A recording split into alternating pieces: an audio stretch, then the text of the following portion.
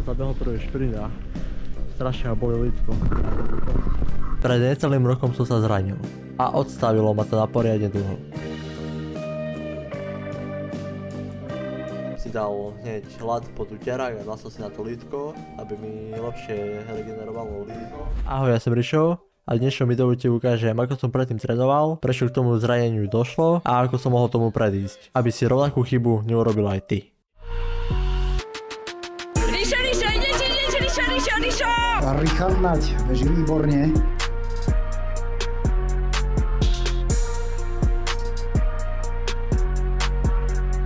Preteky sa nebežia len nohami, bežia sa aj hlavou. Povieme si totiž o tom, že celé naše telo aj svaly sú prepojené. Stačí, že jeden jediný sval v tvojom tele je slabší a všetky ostatné svaly musia pracovať oveľa viac.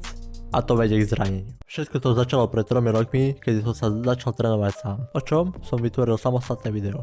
Nájdeš ho v popisku videa. Makal som naplno, šprinty ma neskutočne bavili a posúval som sa vpred. Potom ale prišiel moment, kedy mi na pár tréningoch zavibrovalo počas behu lítko. Tedy som ešte nevedel, čo to znamená, čo mám s tým robiť, a tak som to podcenil a trénoval som ďalej. Taktiež som sa pred tréningom veľmi nerozcvičoval, išiel som hneď takmer úplné šprinty a to bol obrovský šok pre nezahriaté svaly, čo to pomohlo k môjmu zraneniu. A potom prišiel ten ostudný tréning, kedy som sa tiež nerozcvičil poriadne a prišlo toto. Tam je pár šprinty.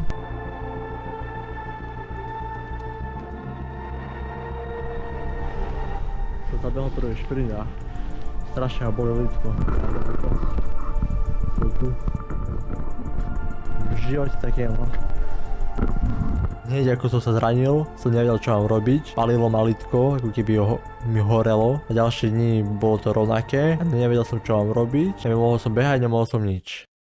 A ďalšie dni som si dával ľad na nohu, som to regeneroval. A teraz čo si môžeš z toho vziať ty? Nikdy nepodceňuj rozcvičku, je to fakt najdôležitejšia vec pri cvičení. Poriadne rozcvičiť každý sval, alebo dopadneš ako ja. Tiež nezanedbávaj tieto cviky. Koncentrické cviky, izometrické cviky a excentrické cviky. Tieto cviky spevnia každý sval, každú vec v tom svale, v tvojich nohách, v celom tele. Lebo nie je potrebné iba, ako ja keď šprintujem, iba šprintovať. Je potrebné spevniť každý sval, aj okolo kolena, alebo máte na boku svaly, všade, dole, hore, to treba všetko spevniť, aby ste boli ako skala. Lebo stačí, že jedna časť je slabšia a príde zranenie. Treba počúvať svoje svaly, keď vás bolia.